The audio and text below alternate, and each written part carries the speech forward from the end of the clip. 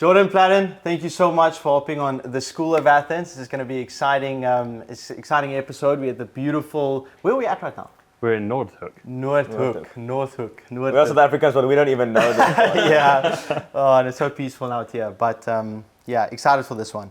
I mean, just to start things off, like you've obviously worked with thousands of agency owners. What is the number one thing that you see why people don't even reach like the 10K a month mark? Just the basic ability to be consistent on the things that matter. People are so distracted by, the latest hacks and jumping around things that they don't stick to one thing for long enough and just do the basics, cold outreach. That's what's going to get you to 10K just every day. It's mostly like, people don't like to hear it, but it's mostly just like the mindset part of things, just doing the thing for a long enough period of time. 100%.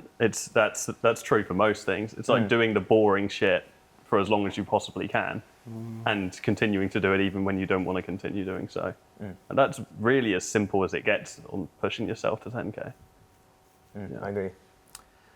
I think it would be good to get into that mindset of going back because obviously you're a bit further in the journey. You've been in this game for quite some time. Let's say you woke up tomorrow again at 18. We are 22, 23, and you had no followers, no money, just your experience. What would be like that first 3-4 months? What would the action be you were to take if you were to, if the goal was to build a successful business again? Mm-hmm. So it's starting an agency specifically? Yeah. Okay.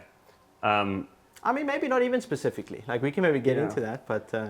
If it was, I truly believe that an agency is like the best business model that anyone can start off with. Like it's like every single big guru in the space right now that people may or may not look up to.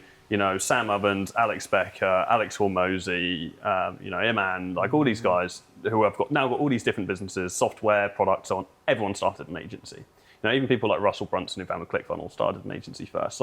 And for good reason, because it's a basic business model, it's primitive and so on. How would I start if I was starting today? I would 100% be going straight in with some kind of AI service. Albeit that doesn't necessarily mean that it would be like some core AI service, so it wouldn't necessarily have to be like deep automation. It's just some kind of what I call AI enabled service, so you just bolt AI onto an existing offer because the perception of AI is as if not more valuable than the value it brings to the client. You just tell business owners, oh, I do AI, and then, they're just like, oh, this is some advanced technology, like this guy knows his shit. Like you go from offering a lead gen service at 1K a month to 2K a month with an AI lead generation service just because of the perception of the thing. So I'd be starting there, and I would be going down the route, probably professional service businesses who already, are working with a lot of leads. So like law firms, insurance, and so on, because it would be a big, target audience, and I would just focus relentlessly on cold outreach. I'd go back to my roots, and I would still cold call right now. Like that's where I would go because I know that's going to get me a meeting book rate higher than anything else I could do. That's exactly what I started as well with the agency. It's actually funny. I was doing like Forex trading, like the whole drop shipping, all of that you start. And I was faced with two options, Forex or agency. And I was like, which one is going to be the hardest short-term? Agency. Because you learn so many foundational skills. It's like appointment booking, sales, lead generation, service delivery. You learn all those skills which you can then transfer to any other business after that. So it's amazing. Obviously with Forex trading, it's just like emotional management at the end of the day, which you also learn with agencies. So yeah, it's truly the best one. It's also just like with Forex and with crypto and so on, like it's not a business, is it? It's just it's just a way of making money out of existing money. And so I often see with those people that have they've done really well in Forex or they've done really well in crypto, for example, lots of those people who then make money then have this arrogance that comes with making money. They try and start a company and then realize they're not great business people. But an agency, and I've said this 1,000 times, if you can grow an agency successfully and you're resilient enough to do that, you can touch any business. Sometimes I dream about just owning a local business. I think about how easy life would be. just own a barber shop or something. You just churn up and just you dominate local market with so much ease. But it's that which I think is the most important thing. Even away from the opportunity, it's just doing something that's going to set you up to actually be a business owner. There's also wealth creation in general. For the business owner, you win and they win as well. You're both making money with the Forex trading and crypto and all of that. For you to make money, someone else has to lose money because they had to buy that slot or whatever, how it works. So it's building up the economy in a way. Yeah, 100%. I agree, man. And what do you think about should you have passion for the thing that you are doing? Like enjoy, because I actually heard, I think it was Steve Jobs or someone who actually got asked that question on an interview, and he said it's very crucial to an extent, at least link what you're doing to some form of enjoyment, because if you don't enjoy what you're doing, it's going to be difficult to push through the times when it gets tough, because it's going to get tough. Sometimes you're going to want to, like, it feels like the world is crushing in on you and there's no way out of this. And I think if you struggle to enjoy what you are doing, it's going to be difficult to pursue through those times. And I can definitely speak from my own experience. There was a time where I've also done a couple of businesses like most people. Doing what I'm doing right now, I really enjoy it. Not all parts, obviously, but in the macro scheme of things, I can see myself linking this to a form of long-term, whether it be purpose or whatever, and that pushes me through a lot of difficulties. What's your take on that? I think people take it too literally in the sense that they think, okay, I need to work on what I'm passionate about, and they think, well, I'm not passionate about Facebook ads and lead generation, so I'm not doing what I'm passionate about. But I think it's actually more important that you're just finding something that you're passionate about within the thing. So like, was I passionate about managing Facebook ads for local business when I first started? No, but I was passionate about the game and the reward and like challenging myself and like things being hard. I actually started to really enjoy that over time. And so I think it's about finding passion in what you are doing, but it doesn't have to be the macro, because the business is kind of just the vehicle that you're in. And I think some people often forget that like a business is just one vehicle in that one stage of your life that's trying to get you to one specific goal, but you're going to have many of those over the journey. And so you end up finding something that unifies all those companies, whether that's like just the game, whether it's just the challenge of unlocking something new, whether it's just the challenge of doing something you hate and turning that into something that you end up loving, or whether that's, enjoying looking at an ad account and seeing return on investment there. So as long as there's passion somewhere within it, I think you then find your role. But in the early stages, it doesn't matter so much because you have to push through all the hardship. And I think that's, going back to your original question, one of the main reasons people don't make it past 10K a month, because of the fact that they are trying to find enjoyment. And so they're constantly jumping around all the stuff they do enjoy, but too early. So they're giving themselves the privilege of passion and enjoyment before they've earned the privilege of it. Yeah. I think most of my enjoyment comes actually from the fact that I'm choosing or that I'm doing things on my own terms. Because I think, like, let's say, for example, like you had to wake up at whatever, like let's say 7 to work, and you work at 5, and if you decide to do that on your own terms and you decide you're going to wake up and build your own thing, like I wake up at like 6 sometimes, just like I'm ready to go and I'm dialed in. I want to work because this is my thing that I'm building. That's because I used to just invest in other people's like babies almost, in their businesses. And it's fun to build something and see that compound and grow with time. Like each month you tick off another goal, another thing, and then that adds to the business. And the biggest thing, you can see that thing grow. That's a beautiful part of business that I actually didn't think going into that was something that I'm going to get hooked on. But I think that's what people say when they enjoy business. It's seeing that thing grow. It's almost like a baby. It's like a child. A lot of people say it's like that. I mean, and by that same notion, then you actually start to enjoy the moments where things aren't going well on paper. You launch a new product and you've been excited about it for 6 months and it flops. And you're like, oh shit, reality check. I might have made so much money. I might have had this great business already that's done all this stuff. And then all of a sudden you've had this setback. And it's kind of a constant reminder that you're always on some new challenge and that there's always things to learn. And so I think like over a long period of time in business, and it certainly helps when you've got money, you learn to enjoy the good, the bad, and actually you start welcoming the bad quite often because you're content in the lessons that you find in that. And then often off the back of, second time round, you do so much better on whatever that thing is you failed on. So what's very interesting is you still run your agency, right? I still run the agency. I can't claim that I still run the agency. I still own the agency, but we have a team, and I've got a business partner, and he's exceptional. His name's Joe. Joe runs the agency, but yes, I'm still heavily involved in the strategy of the agency itself and the direction. We launched that 8 years ago now, so it's been. I think I'm like one of the only agency educators that's still owns one. I'm clinging on to it. It's just So is that almost your unique angle? Because a lot of people, they say, "Oh, sell it for focus." What's your take on that? My it's definitely a unique angle, and I wear it with pride, owning an agency and also teaching people to start an agency, because I just think it's so important. If you're going to teach someone how to do something, you can teach based on theory. You can test through your clients and then get feedback and see whether something new works. But I'm testing a new outreach strategy, or I'm testing a new ad strategy with immediate result, and therefore when I teach it, I'm so confident in it. Whereas most people will teach, wait for the result from the client, and then affirm it. The feedback loop's slower. Exactly, it's exactly what it is. Yeah. Talking about because I think it's actually fascinating. A lot of people say they enjoy solving problems. I think for the first time I actually understood that now when you mentioned that. Was there a time or ever a point where you thought about, maybe this is it, or I just can't pursue this, I'm going to quit, this is terrible, the world is falling apart, and what sort of pulled you out of that or got you through that moment? I would be lying if I said there was a time in the past 8 years where I've had that, but I've had that, but I've had that before this era of business. Yeah. So I think, so to give context to that, I built a relentless mindset before I started my agency. And so lots of people think when they make the active decision that they're going to start a business, regardless of whether it's agency, that's when their entrepreneurship journey starts. But it's their whole childhood, it's the uni, it's the experiences. I had a clothing business that failed. I had a nightclub events business that failed. I got kicked out of university, got in £35,000 worth of debt, then had to get in sales. And I did all this hard work that even though I didn't have a vehicle of a specific agency back then, all of those times I went through huge periods of should I give up? Am I cut out for this? Can I do business? And a massive negative mindset. But that was all of the stuff that allowed me to then, at the 8 years ago now, so 2017, when I first launched my agency, make the commitment that I was never going to give up, because it's at that point I understood that you only fail when you quit.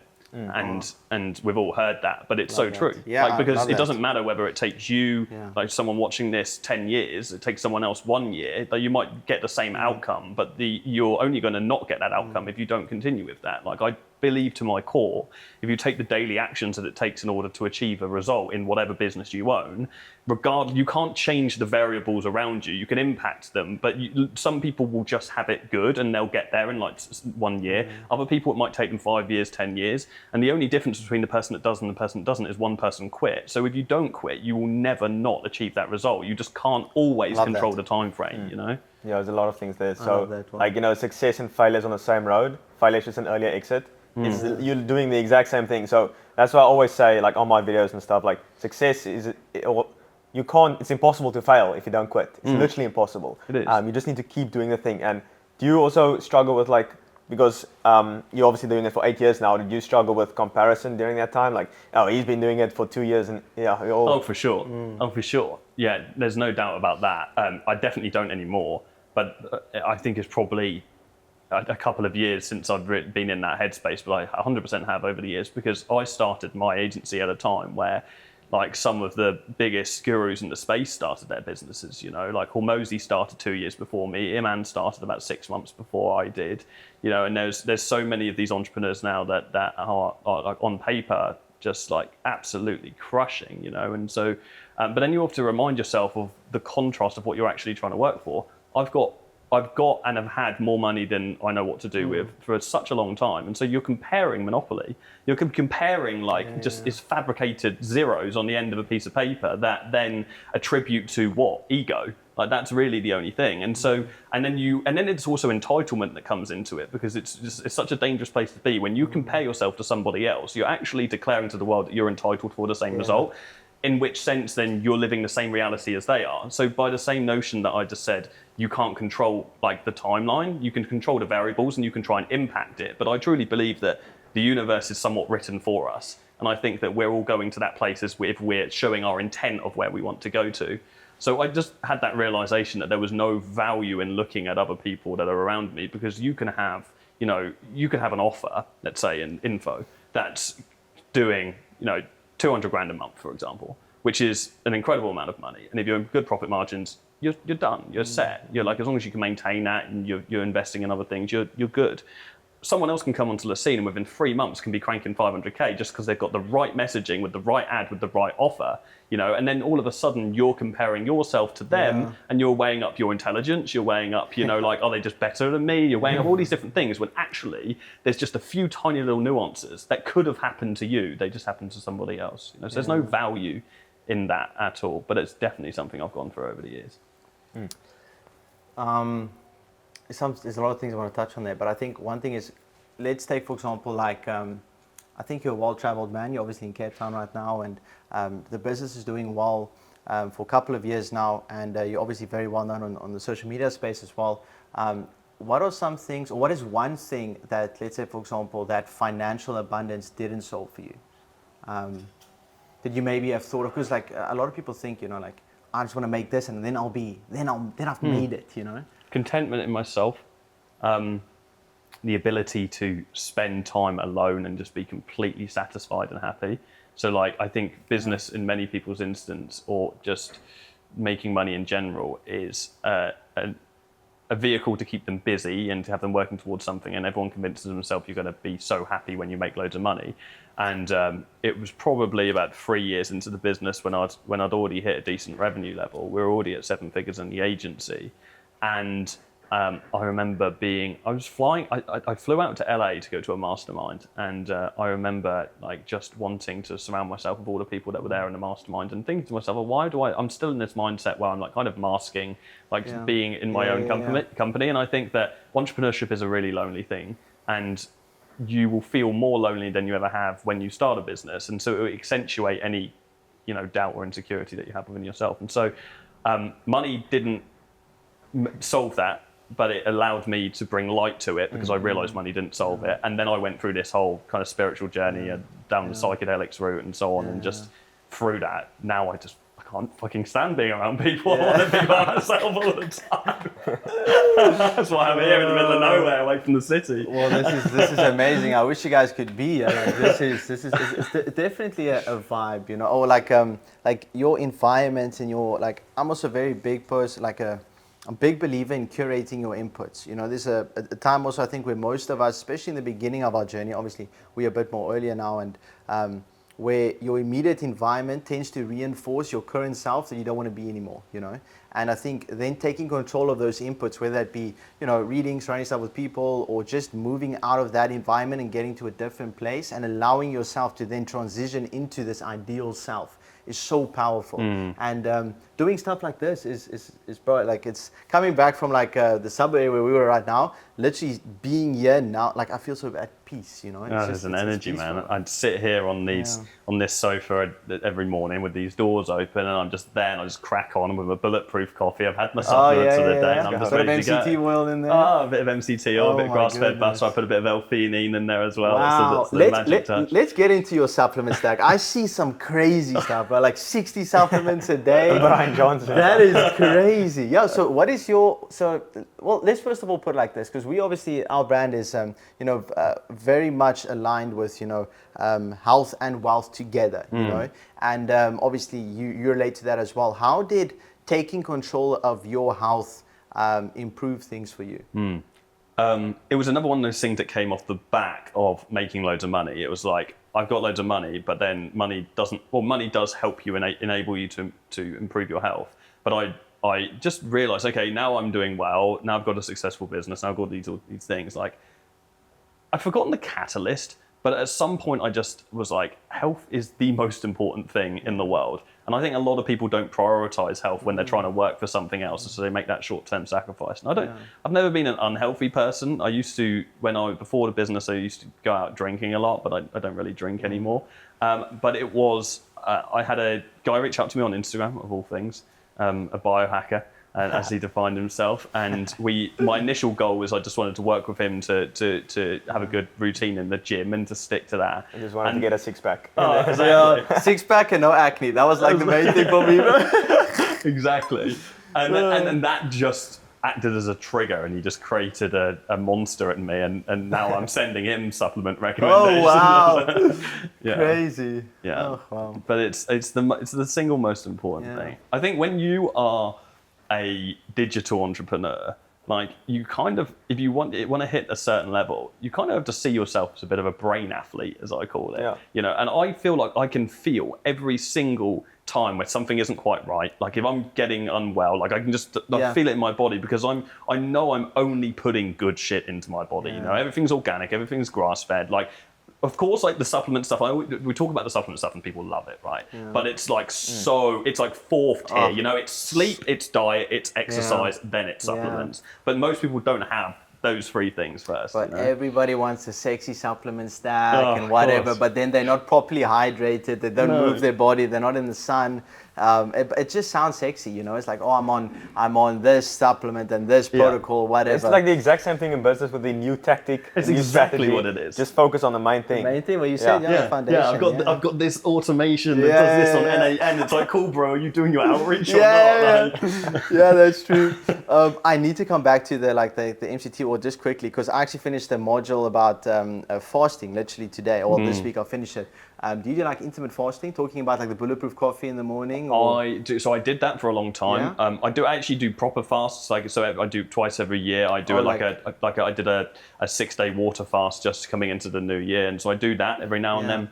But I did intermittent, and I found that I perform better on like a keto hybrid. Okay. So I do like just high protein, high fat morning and lunch, and then dinners when I have carbs. And I found that I perform better on that. And then also it's easier in the gym, right? Yeah. Because it's hard to get the calories in later in the day, especially if you have like a hard day and you're cranking work in the evening or something like.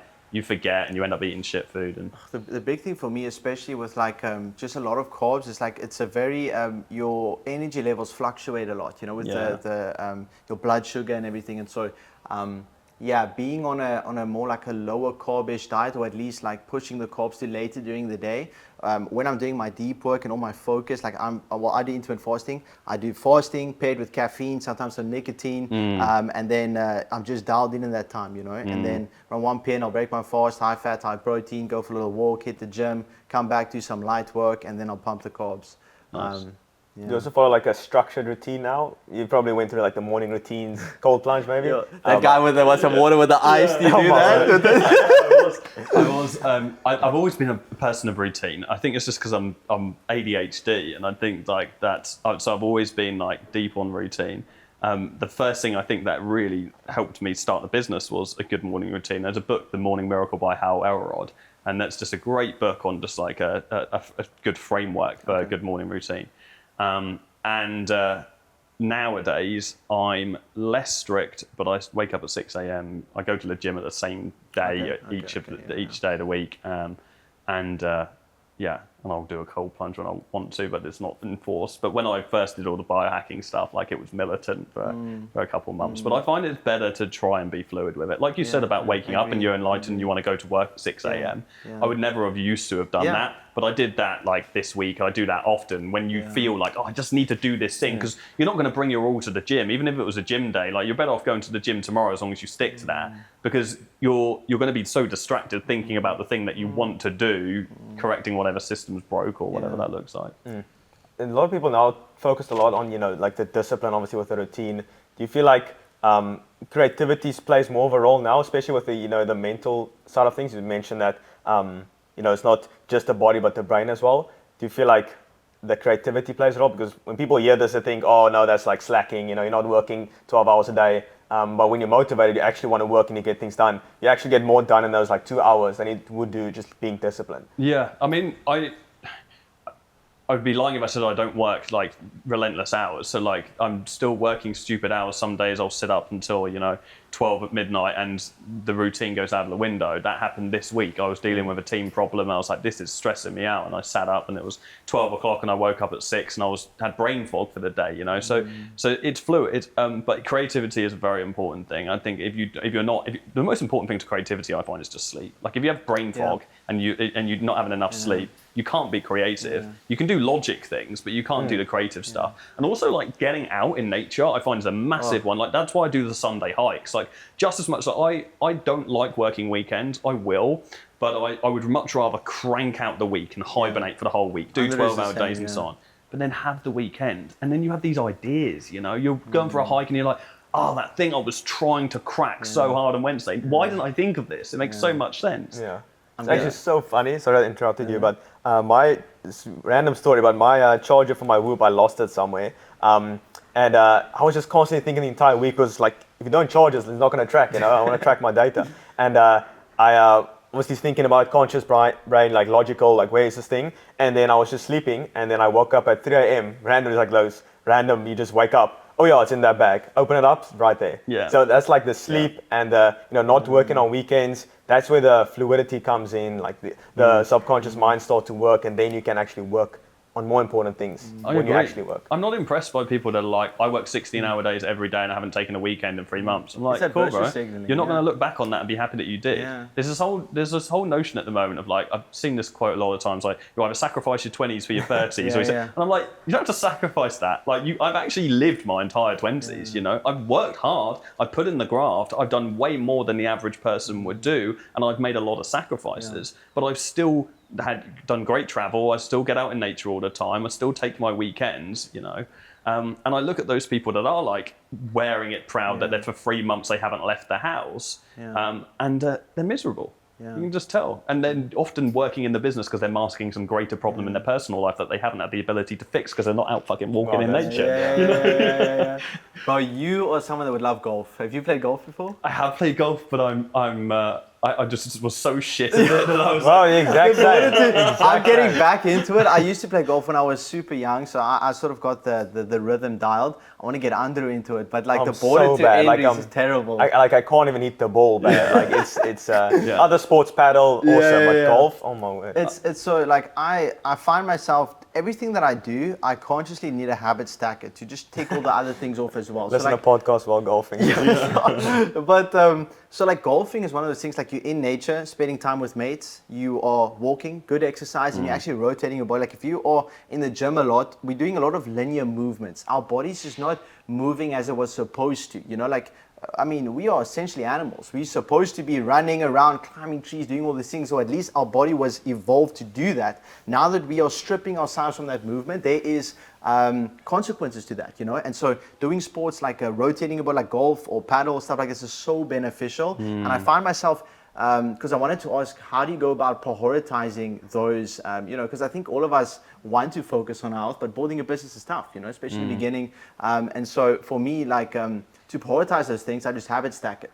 So like I try and do some coffees with friends. I did a coffee with Mayberg, and I actually asked him like, okay, but let's go for a walk outside. Walked around, you know, barefoot, whatever. And you sort of habit stack those things. Do you do something similar to that? How do you prioritize it?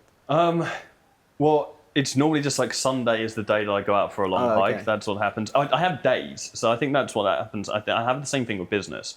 So like, it's like I've uploaded like 900 YouTube videos now, and every single Wednesday for the last 8 years has been content day. And that's just what it is. And I'm just religious with it. And I just stick to that. And every Sunday is recreational guide and nature day, you know. And if it happens on a Saturday as well, then it's a bonus. But like, that's a non-negotiable, that's a non-negotiable. And so they're the things. And then it's kind of the same for like, I don't like taking meetings on a Thursday or Friday. So I'll just do like meetings on a Monday afternoon and a Tuesday afternoon. And I basically just stick to that.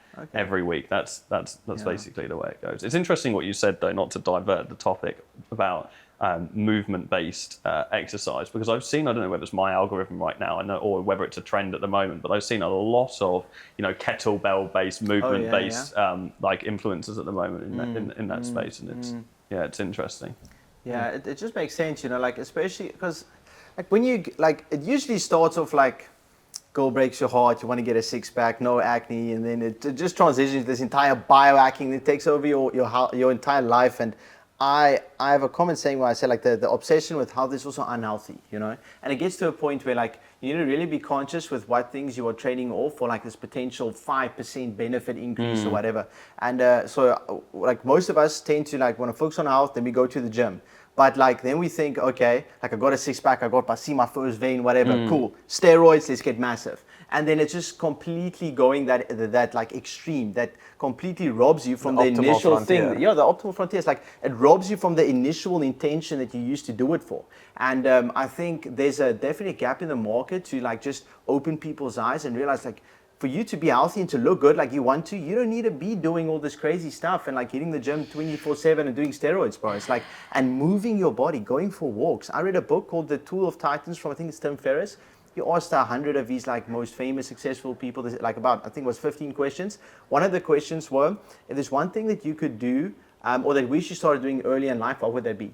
a crazy amount of people, it was something like 20% of those people said the same thing, was I wish I started walking sooner, just walking every day. And since I read that book, I walk every single day, an hour at least, an hour and a half. I usually have it stacked there like barefoot, without a shirt, outside, in nature, and then I usually like listen to a podcast or whatever. That's sort of my rhythm. But just walking and moving your body every day is going to, and then eating a good diet, like you just mentioned, is going to give you 80% of your results. Probably more. Probably even more. Yeah. And doing that consistently, like that's what it is. What's interesting I think about that is it's kind of the opposite that happens in business. So the thing that everyone really wants or finds that they want, or actually let's start with what they think they want to start off with, is like the money thing sells. Like everyone, like the materialism, like all these guys in Dubai, like that's what sells. Like if you're talking, let's say you're talking about info, if you're the guy that's selling lifestyle and you're, you know, in the cars, got the watches with the girls in Dubai, you know, all the like wealth, work, money. That is what sells people into that industry. They want it. And then there's other people like me who are much further along the journey, or actually some people don't come to realize that yet, and I think they're just, again, they haven't yet come to realize it. But like there is so much more to life than just making an abundance of money, and it's actually kind of the reverse. You start off fitness because we have good intentions, and then you know somehow get lost in it. Someone you want to get massive, and you go on steroids and so on and so forth. But in business, it's the opposite. You get motivated by all the materialism and all the stuff that's actually going to fuel unhappiness long term if you don't do all the other stuff, and then you realize that you are coming back to a place of freedom and you actually just want something that's a lot more holistic. I always say I had to have everything to appreciate nothing. I think that summarizes what I'm trying to say here. That's a good point. Yeah. So if you enjoy this conversation and you relate with the health and wealth aspect, and you know both of these are very important when it comes to scaling a business or just as an entrepreneur in general, top link in the description if you want a more personalized approach, to scaling a business or in the health aspect as well. And also in the description is access to our free community where we've got 20 hours of content that you can just consume. 100%. If you enjoy this conversation, share it to a friend. Maybe think about subscribing, put the notifications on. It helps the channel a lot. And by doing so, we can get some more interesting guests like this. So let's get back to the video. So when it comes to like the lifestyle marketing, do you feel like, a lot of people are obviously pushing that to get people in, and it obviously works to a sense, but you've obviously been in the space for I don't want to call it this space, but in business, a lot of people go up and then down. What do you say is like the thing that got you to stay in the industry so long? A lot of people just fade away. It's a good question. What's kept me in the industry for so long? I love the impact that we have on our clients. I love building great teams, and it's a unique business model that allows you to work with a lot of different people, and the turnover is large. Over the course of a year, you're working with thousands of different people and helping them create solutions. And there's a lot of very big impact, high leverage activities within that. And so, like for example, I had an event with some of our biggest members and students, and they're now coaches in our program. Like a couple of weeks ago, they came to this house. One of those guys, Ollie, where he was 7 years ago, he joined our first ever program. He's now at over $750,000 a month. He's got a team of 125 people. He's got 2 offices, one in London, one in Manchester in the UK, like massive business. That is just that must be the amazing. best fucking feeling ever. And then there's 4 other people in the room that are in similar positions to that. And so I love helping people realize in themselves what they don't yet realize, and I like challenging people's way of thinking. And so there's a definite love for the game of it. And also, of course, the money's great. And so it's a great business model that I likely won't be doing forever because time is limited. But whilst I've got the motivation to continue running that company, I don't see any reason or any negative to continuing to do so. That said,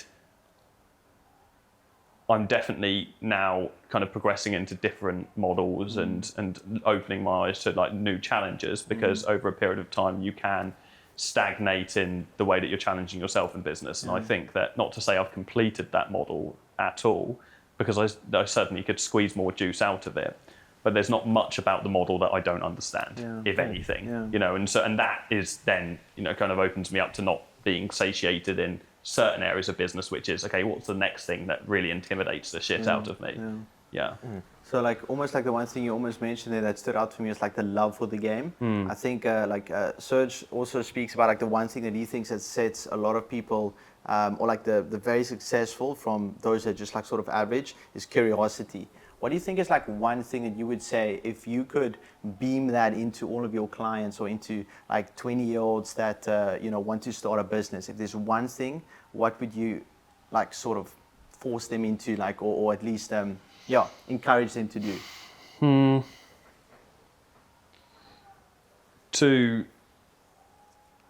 That's a difficult question. I think I would like everyone to stop holding themselves accountable for what they have today and the actions of today, because to build a business, it's an accumulation of a compound of many, many days and many, many weeks and many, many months. But everyone, because we hear these big results and because there's all these guarantees of like, oh, you're going to get 120 appointments and you're going to do this and you're going to do that. People expect immediate.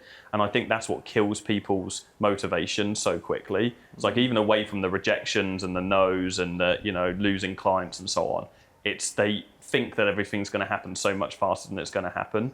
So I think it's removing themselves from the outcome of now and just allowing themselves to flow with it and just stick to it because it'll ultimately end up happening to them. So it does take some time as well. I've been to the gym for 7 years now, so let's translate that over to business. And even just now, let's say around a year ago, I've just really been enjoying the process of going to the gym. So I really like the lifting and just like the mind-muscle connection. Obviously, when you're starting out, you're doing it for the outcome, the physique. But now it's just like the actual process. And then the thing is you get better results as well. But obviously that takes time. You have to, let's translate that to business. You have to be at least, I don't know how many years, but let's say, take the same example, 5 years in business. Then you're really going to focus on the process and clients and all of that. And actually that will make you more money in the long term as well. It's the gym is the perfect analogy for business because it's just it's a lifelong commitment. That's what it is. It's a lifestyle. And it is a lifestyle. It's an identity. Yeah. That's what it is. It's like I do difficult shit every day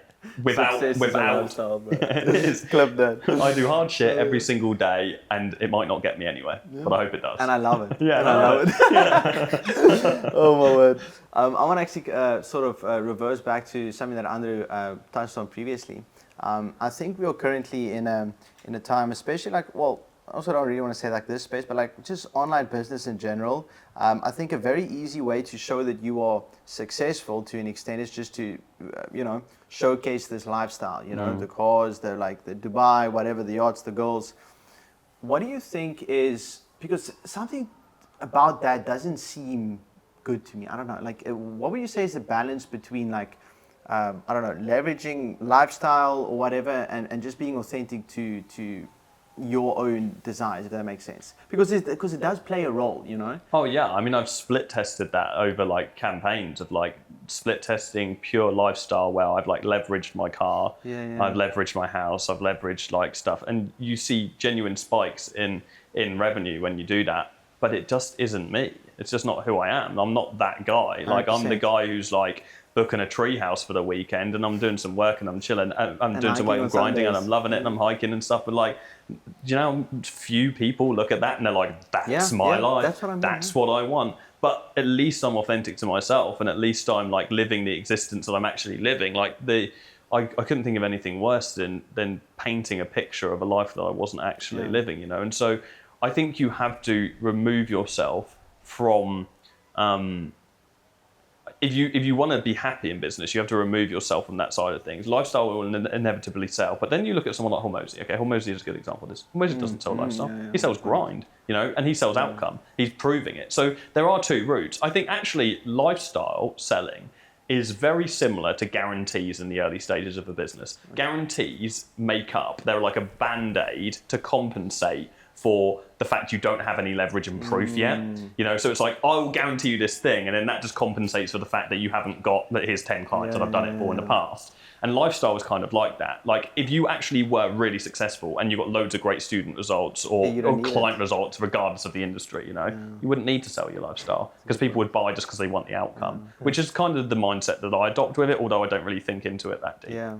I think it's also the type of buyer you attract. With a lifestyle, I feel like in the short term, it will 100% make more money, like 100%, but you're going to attract lower level people that's just going to churn quickly. But when you set the expectations straight, you're like, okay, this is going to be hard. You just provide value, not the whole lifestyle thing. People see through that. You're going to get better clients, which in the long run will actually make you more business. So all of these things, it makes money in the short term, but it's like a spike, and then someone just falls down. But you just provide value. The right people will come because I see through that. And this is the same for team. This is the same for clients. The same for everything. Like I've had over 4,500 clients in high ticket programs. I think I've probably had like 2 or 3 Dubai bros over the years. Like that's it. Like everyone else, like by and large, they're not all like they're not all the same mindset as me, but they're way closer to like someone who's more close to nature and someone who would hate the idea of like living in Dubai permanently and so on. And the same with team. Like our team, we go out for hikes. Like we'll go for a hike. Our team get-togethers. Like we got everyone up. We have got a Cape Town team now as well. There's about 12 of us in Cape Town, and we went up Lion's Head, and everybody loved it. And everyone's like collective-minded, and that's it. No one's particularly materialistic. So you end up attracting. What you put out to the world, and if you are putting out something that you're not, then you're going to deal with nightmare clients. I would do my head in if I was just dealing with like these guys are just going out clubbing every weekend, and all they care about is girls and the cash, and they don't care about their clients, and they don't care about like what actually makes business great. I think business is coming back to art now. With AI and stuff, like it's automating the kind of logistical things, and it's coming back to like an art form, authenticity and that. Because if you're authentic, you're going to attract more people like you, which is obviously what you want. And with AI, creativity is now the new moat, because the barrier to entry for all these things like ads and all that can be automated with AI. So the actual real leverage comes through the creativity now, and the nature helps a lot with that. You're absolutely right, and there's something that we speak about a lot in the agency, because we work with e-commerce brands. We spend about $100,000 a day on ads, and we use a lot of AI to now create creative. And we're finding and we're predicting that with AI, like everybody in the industry is going to be able to create incredibly great creative over a period of time. So it's like when everyone can create good creative, what happens? The only thing you've got left is the story, which is the art.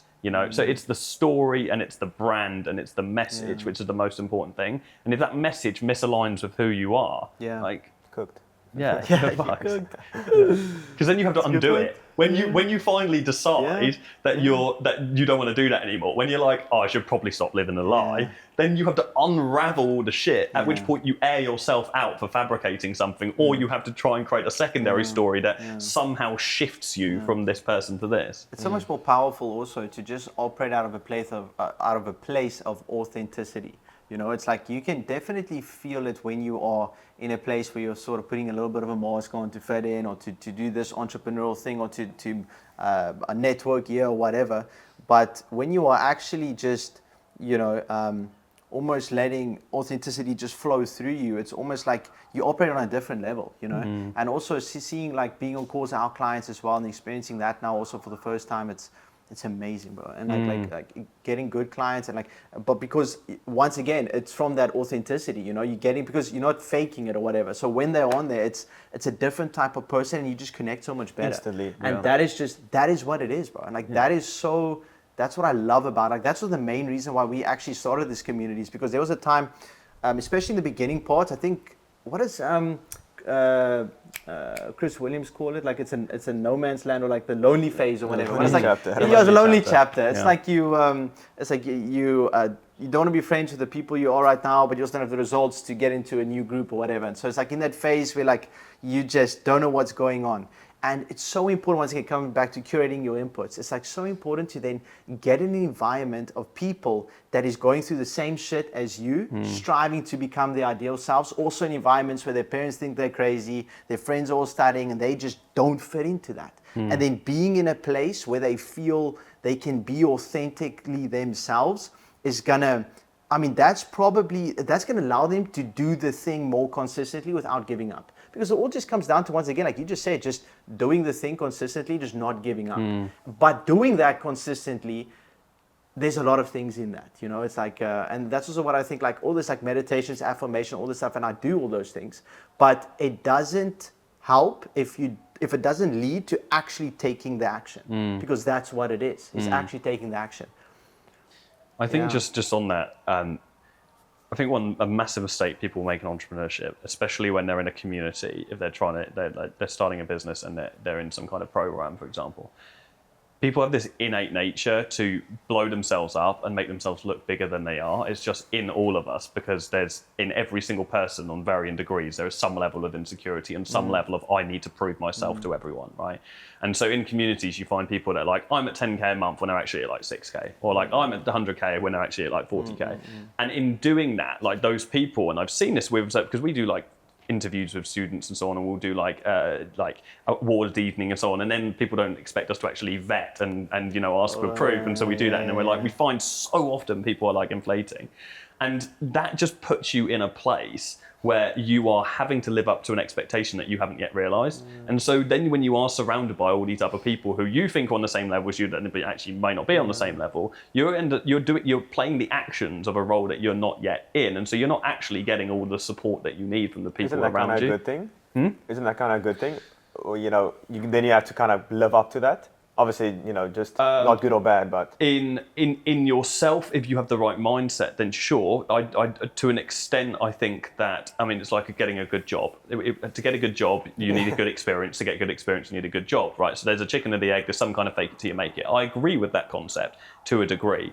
Yet, in business, if you're acting as someone that's at 200K a month and you're at 100K a month, but you're pretending you're at 200K a month, you're likely making the wrong decisions in the company, and you're not actually doing the thing that you should be doing in the moment that you're at right now. If you were just honest with yourself and you're like, I don't have this problem, I have that problem, because you're constantly trying to chase yourself. So I think from an ego perspective, if you've got the right mindset, then you can achieve that in just a completely different sense than lying publicly to say where you are. I was a millionaire before I was a millionaire, and I mean that I knew I was going to be a millionaire, so I was going to become a millionaire. That's manifestation. That's very different. That's personal affirmation, and that's very different to lying. Agree. Yeah. Also have to kind of lie to yourself, like in the exact same boat. Like I always knew, even when I was starting from zero, like I always knew. I don't know what it was. I really don't know. I think it's mostly unlearning, like all the stuff I was taught in the school system. Like I just unlearning. Most of your 20s is unlearning more than learning, and that is basically learning. And then through that, you kind of come back to that, presence of you, and then you can kind of see for the first time.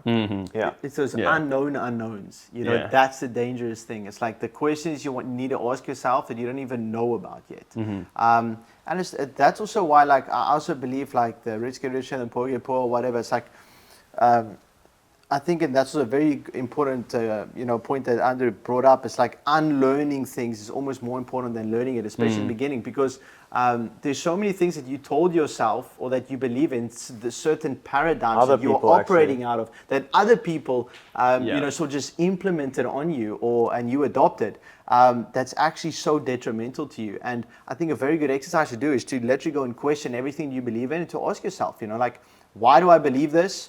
Who taught me this? And do they have like my good intent or like good intentions for me? Like, do they want me to be successful or whatever? And if the results and the fruits of their own life does not represent what you want, well, then you should probably consider, maybe changing that paradigm or belief. And that's why it's so important for me to surround myself with the right people. Like I previously said, I think just before the pod, like I think networking is overrated in the macro sense. I think obviously it's very important in certain areas, but surrounding yourself with people that is challenging your paradigms and exposing you to what is possible is the most powerful thing you can do. And that's why, like, I almost all my success, I will not dedicate, what do you call it? Like contribute to reading. I was never a big reader. And I'm actually still, like, I'm more podcasts right now, but information, that's where it's at. The School of Athens, the brand, all comes from this discourse of different paradigms and philosophies. Socrates, Marcus Aurelius, all these great minds thinking. And when I read Meditations from Marcus Aurelius, that just changed everything for me. Because it's a different paradigm, how he was thinking, how he was describing life to me. I was like, this is sexy, bro. Like I could use this, you know.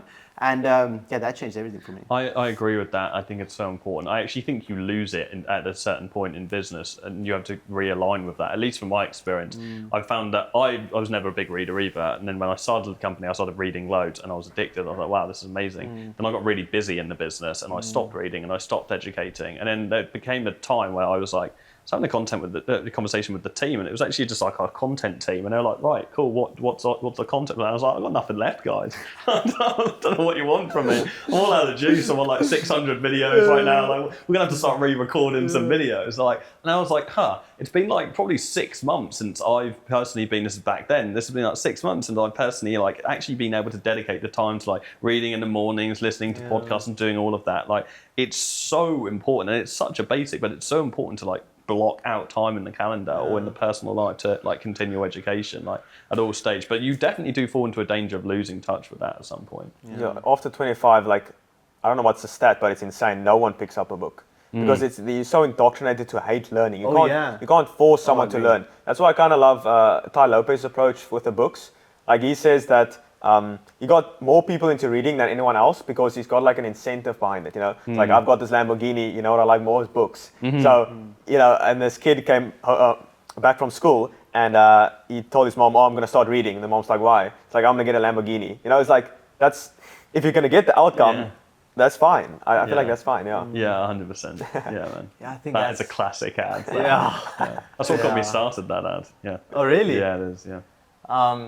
I love Ty. Yeah, Health, wealth, love, happiness. Like, that's where it's at. Like, I think that is, like, that's the entire brand. Like, that's, you know, like, the School of Athens was born with this idea of, like, you know, living the life of a good man and then having discourse on different ideas as to what that means, you know? Because that's essentially, like, what it's all about, you know? Like, I am building this business because I want to be wealthy. Why? Because I think a good man should be wealthy. You know, he should be able to provide. Taking care of my health because I believe a good man should be healthy to once again be able to take care and provide. And I also found a direct correlation between the healthier I got, the more my enjoyment of life sort of increased. And it's almost like getting more bang for your buck when it comes to your inputs. It's like when I do my deep work, I'm fucking like I'm dialed in there, you know, and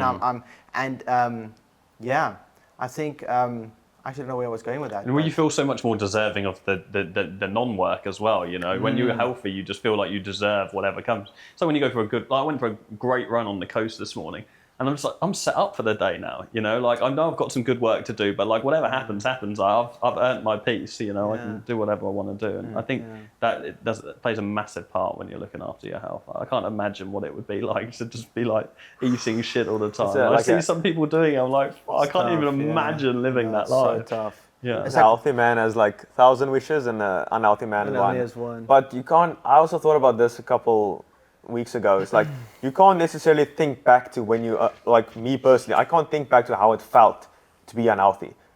Even at stages like we were in Thailand, we're just like completely out of it. But like I can't necessarily think back to how it felt. So it's so fleeting as well. So people tend to just like, oh, it's fine.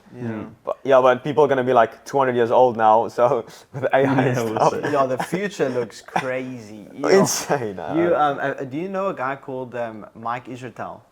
It's like this jacked, bold guy that's has an IQ of like Einstein. Yeah. He is. He's got a philosophy channel. He's flipped the rule book on because lifting it's weights, so crazy. His personal brand is ridiculous. Like this jacked, bold guy with an Asian wife, extremely smart, and he does like BJJ also. Jiu-jitsu, and he has an extremely successful business as well. But he's extremely intelligent, but he's also very bullish on this like AI type of just the AI in general in the future. And his entire brand is obviously also like fitness. And his opinions on like the health space in the next 20 to 30 years is ridiculous. Like he, and I mean, I don't know, like it can probably happen, you know, like it might not in the next 10, 20 years. I think he's a bit bullish, but definitely in the next 30, 40 years, 100%. And like he's talking about like cutting off your arm to get the new bionic arm. You know, it's like the iPhone 12 and then like the iPhone 14 and stuff. I'm just like, what is this stuff? It's crazy. The future is ridiculous, and I don't know how I feel about that. But when AI takes over everything, what do you think you would do? Like, if you got, let's say you got an AI sales team, AI building the product? Like, I mean, we have to be prepared for the fact that all online business won't exist. That's going to happen. That's not a prediction. Like, that is where entrepreneurship will go. Like, first of all, we all have to. Everyone has to have enough money just to live for the rest of their lives. Like, you have to have that. Like, within the next 20 years. Yeah. Like, that's a non-negotiable. Because the only thing that's going to matter is going to be the pillar companies at the top of the tree. So what's going to happen? Let's talk about it in agency. Agencies automate everything. Okay, so all of a sudden, client fulfillment's automated, sales is automated, all of it's done. So an agency isn't doing anything. You're just like operating something. Well, then that turns into software. You know, so an agency will just roll into software, and then eventually every software will be like what Go High Level is at the moment, where they do roll-ups. You know, they're rolling up all these other softwares. So software will then roll up into larger entities. So you'll have one big company that manages the entire, you know, agency industry, and then eventually they'll all just merge and they'll be acquired by each other, and it'll just be a couple of big companies that manage the entire online space. Like, that's how it will end up going. At which point we're going to be, you know, I'll be selling bonsai trees probably. That's where I'll be. But we're going to be back in physical business trying to figure it all out. But AI will outdo online business at some point in our lifetimes. I can't see how it won't possibly end up happening unless governments stop it happening. But then there's no incentive for them to do that, because more money will be printed if it is all just automated. So I don't know what we're gonna do, like, honestly, because the personal brand, like, you're not gonna be doing the content. Like, it's just gonna be AI sitting here, like, doing the video. So it's Well, I think platforms will rebel against that. I think that, at least initially, like we're already seeing with like TikTok ads and stuff. Like, if an ad is made by AI, you have to have the badge, and it will eventually start getting penalised for that. And like UGC content, you know, like UGC content is you got AI UGC, like user generated content, which is selfie style videos. Already that's inauthentic, because it's not actually customers that are recording that, it's UGC creators, right? Which is kind of a strange paradigm. Like, you've got people that aren't product owners that are recording videos about the product, so it's like a fake testimonial. Though even that, like, there'll be a badge for authenticity. We're going to have AI badges on ads. There's going to be AI badges on YouTube, and you'll be penalised for it. So I think we're a fair bit away until psychology will have to change. I think people will have to be open to watching AI completely, like, rather than watching a human. But then, by the same sentiment, we've already said that art is now the most important thing, and story is the most important thing. So it's kind of a juxtaposition. It will be the most important thing until it isn't, and people are just sick of hearing about people, and they're now going straight to the information. It's already kind of AI, you know, like, people at the other side of the screen, like, they're watching at pixels. So when this, it is crazy. I don't know. It's, they're saying 2030, 2020 is going to look like ancient.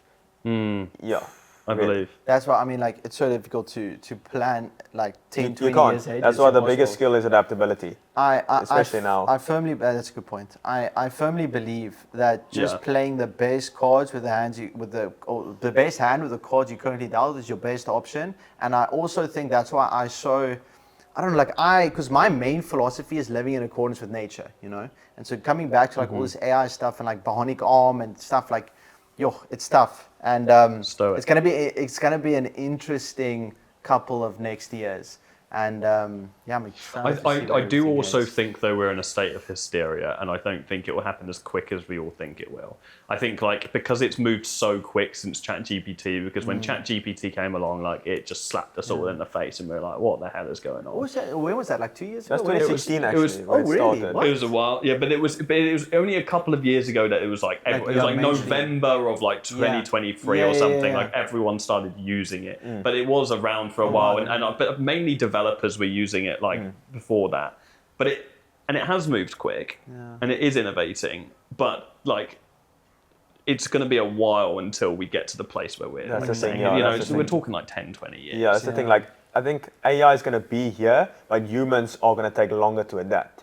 So I think the technology is going to be like, but humans are still going to be like, I don't know all about that. But then there's going to be like the first movers, it's just like, I don't care, like, I bionic arm, like everything. So it's also going to be that generation, bro. It's almost like our parents looking at us with like these devices and like, how does Instagram and stuff, like, they have no idea. For us, it's second nature. Imagine our children being born in a time where there's AI robots like cleaning your house. Like that's going to be for them. It's going to be so normal. Yeah. Like they're going to go to school and the guy's going to have like the iPhone, the Apple 6 arm. The car's going to drive by itself. Yeah. But it's like, but in business, like I look at the young guys who are starting today, like who are just going to be absolute weapons when they're my age. Like when they're 30, they're going to be weapons. They're like, there's 16-year-old kids starting these AI agencies who like, and sure they don't have a depth of experience, but like they're signing up clients, they're making like 10K a month. Like there's like, that's happening, you know? And even if you're like starting a business at like 20 now and you're starting from scratch with AI. So like my agency, we have over 100 SOPs in the business, like documents, processes and so on.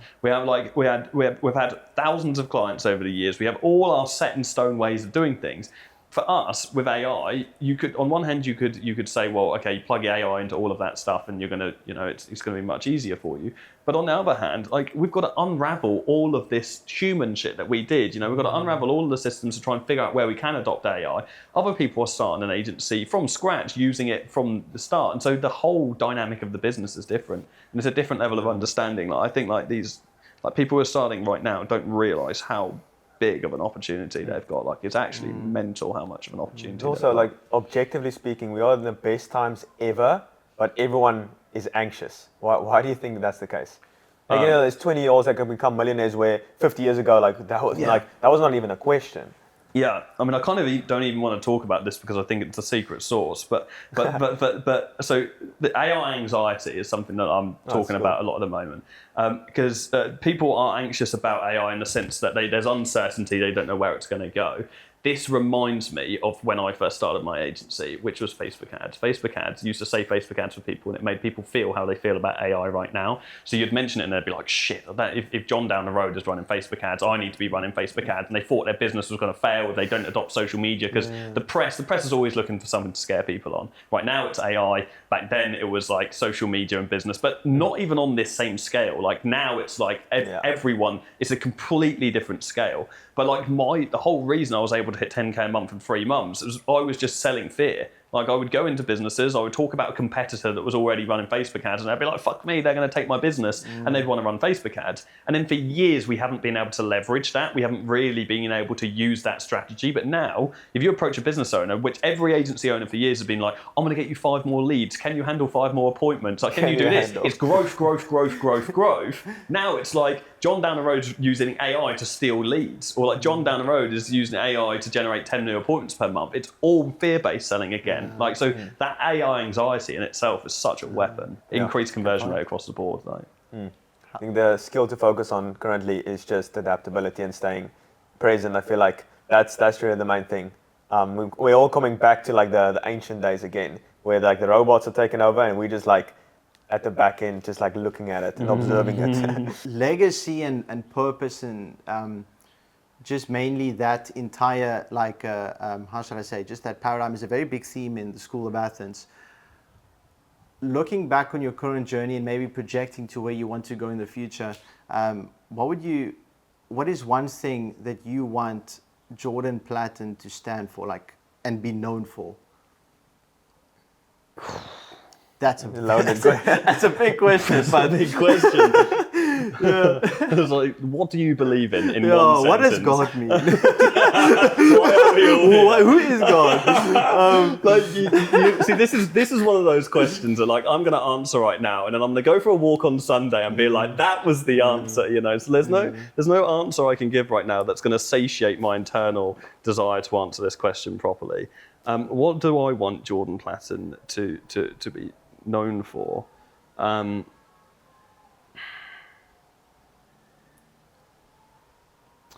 What comes to mind is helping people, but that isn't really what I want. I do want to help people. Let's not get that wrong. But that's not what I want to be known for. I want to be known for being ruthlessly honest and upfront with people, and I want to be known for not buttering up anything and not making things seem easier than they are, not painting a picture of this dream life. I want to be known for being an authentic person who's lived life to his fullest in nature and being unapologetically honest and transparent alongside that. And if people like it, then great, and if they don't, then fuck them, and that's all. Do you believe in like the whole purpose thing and legacy? You know, for like in the long term, maybe your immediate family, but like long-term legacy. I think Kanye West said something like that. I believe in long-term legacy. I don't yet think I've hit a stage of career sophistication to truly know what my legacy is. So I do believe that to be true, but I think that's a lifelong journey, and I think it's probably going to take me a little bit more time to establish what that means. But 100%, I deeply want to live longer than my life on this earth. I want to be remembered, and I don't know what that looks like yet. But it's definitely something that sits in my subconscious. Just you said that, I was thinking a good way is really the content, and books is also a good one. The way your legacy kind of lives through other people. But even with that, like even with that, and so like I've got content that will, I mean, it's definitely not content that's going to live forever. I mean, it would if you looked for it, but like, has it got reason to? No. But like, to really actually have a real legacy, you need to do something so profound that separates you from everybody else, and having a successful agency isn't going to do that. Making some money isn't going to do that. Hanging out in nature isn't necessarily going to do that. I think you have to do something more profound to truly live on, regardless of the mechanism of that. Because the books and the content, they'll exist, but who's going to search for it, Yeah. Like Marcus Aurelius, living in accordance with nature, stoicism, that's legacy, About that guy's book is just crazy because he actually wrote, I don't know if you know, but he wrote meditations as a journal to himself. He would have been horrified if he knew we could actually read what he was writing. He wrote that to himself. And what was so beautiful about that book is he wrote it almost like in a poetical, like as a poet. Who journals like that? Bro, like who that? Like if I journal, I'm like, oh, fuck this guy, like on the traffic, and like, but I write and it's terrible, no spelling, whatever. He wrote it in a way that he was in love with describing his life, and it was to himself. And there's something so beautiful in that. And then reading that from Marcus Aurelius was like this, one of the, probably the most, what do you call it? Like not the wealthiest, but like the well-known, but it's like the most powerful figure in his time. And he wrote about how it was difficult for him to get out of bed. How he was struggling with day-to-day things that every single one of us go through. And it's so insightful to just read that and to see, okay, this emperor 3,000 years ago went through the exact same things that I'm going through right now. Let me put that question back onto you guys. What is your legacy? Good question. Good question. You wrote Very good question. I don't know if I truly believe in the whole legacy thing. Not like the old Alex Hormozy approach where just like no one cares. I don't exactly know his one, but he doesn't care about the legacy too much. I know Kanye West also said to be forgotten. And all these guys that are remembered, like, didn't want to be remembered. It's kind of insane. Like, Alex, like, I don't care. He's probably going to have a pretty good legacy. And also, like, the guy who made the stop sign, like Kanye West said. Like who knows, I don't really desire to want to be known after I died. Because, I mean, I'm going to be dead. So I'm not really going to care. But I do value the idea behind it because it means I'm going to strive to try and improve people's lives, because I want to be, like, let's say, for example, I strive to want to leave a legacy behind. I'm going to probably try and make a difference in people's lives. I think that's a good thing. People should rather strive for that than to not do that. I actually thought about, like, meditating this, like, the deathbed theory. It's like, you visualize you in the, what do you call it, the coffin, and people sitting there. And one thing I just like, people would stand up there and just look at the coffin. It's like, what a guy. That's basically it. What a guy. What a guy. Like, that's it. Yeah. I actually really liked your answer. I want to be known for a guy that was truly authentic. That's a very big thing for me, but also honest. Like, I 100% resonate with that. But I think the big thing is that he left nothing on the table, and that he truly tried to be, like, I'm a Christian. I want to try and mimic Jesus as close as I possibly can, and I want to stand for that values. And if I can be known for someone even as close to a figure like that, yeah. I have think- no desire to be known on a global scale. I don't have an intrinsic desire to have any kind of global legacy. But to me, legacy is about the people that have known you. Yeah. And to me, that's important that they know that I live an authentic life. Yeah. You know, and so whatever that looks like. Yeah. So, yeah. Yeah, that's what it is. Well, Jordan, thank you so That's a much for perfect way to end it. jumping on the podcast. It was amazing to see you again. Please let everybody know where they can find you. We'll link everything down in the description and what you're working on right now. Yeah. Nice. Cool. Was that my links? Hey, Jordan Platten, what you're working on right now. That's What probably am I a good working on? Okay. Yeah, I am working on some cool shit, and you can go over to YouTube and check me out. I have nothing to Mysterious. share. Let's go. You can just figure it out. Figure it out. We'll for link yourself. everything down in the description. Jordan, Thank you, Jordan. so It was much, bro. amazing. It was amazing. Appreciate Thank you. Thanks, bro. Appreciate it. Wow. Awesome. Oh, amazing, bro. Yeah.